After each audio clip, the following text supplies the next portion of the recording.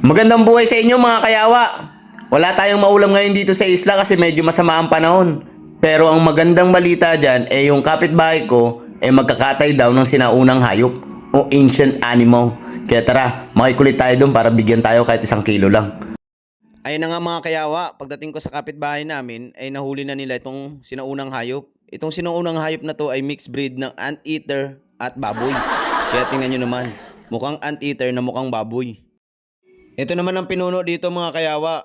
Pinuno siya ng mga katarantaduhan at mga kabuangan. Kaya batiin natin siya para naman sigurado mabigyan tayo ng baboy.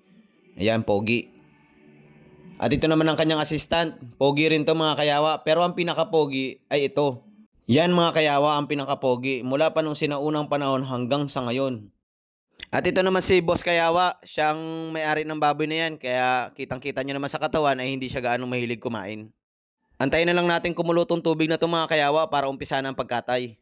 Habang inaantay nating uminit ang tubig mga kayawa, gusto ko lang ipakita sa inyo itong panggatong na ginagamit namin dito. Itong panggatong na to ay galing pa sa lolo ng kapitbahay ko. Kaya kitang-kita nyo naman yan ang mga tama ng mga bala ng kanyon noon at tama ng mga bala ng mga baril. Pwede na nga itong pang-display sa National Museum. Pero dito ay ginagamit lang namin panggatong.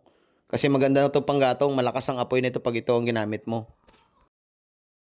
Ito naman mga kayawa ang kutsilyo na gagamitin natin pang tegi at pang tanggal ng balahibo ng baboy na kakatayin natin.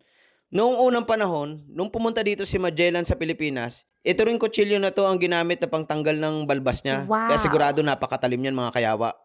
Inumpisahan na nila ang pagtegi sa baboy mga kayawa para maaga din maumpisa ng inuman. Special mention ko lang pala tong heart trap namin dito mga kayawa. Ayan ang pinaka-asset niya.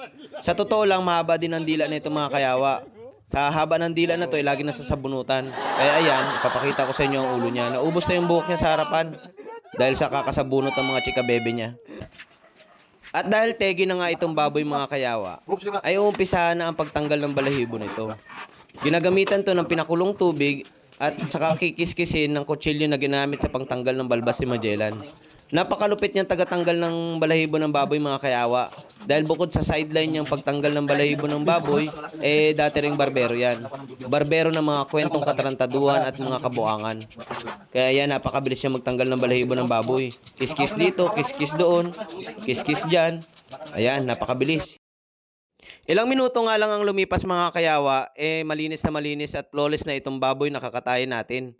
Sinisigurado na lang nito ni Kabady na walang matirang balahibo na baka sumabit sa mga ngipin natin. Pagkatapos ngang malinis ang baboy mga kayawa, ay inumpisahan nitong Philippine Kung Fu Master natin ang pagkatay ng baboy. Kaya kita nyo naman kahit pagkatay ng baboy nakabukaka pa yan. Ilang championship na rin sa Kung Fu ang napanalunan nitong Philippine Kung Fu Master na to.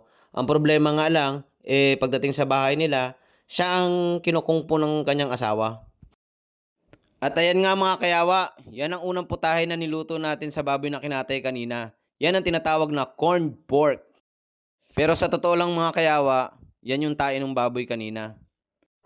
At success nga mga kayawa, dahil sa lakas natin ng buraot kanina ay nabigyan tayo ng karning baboy.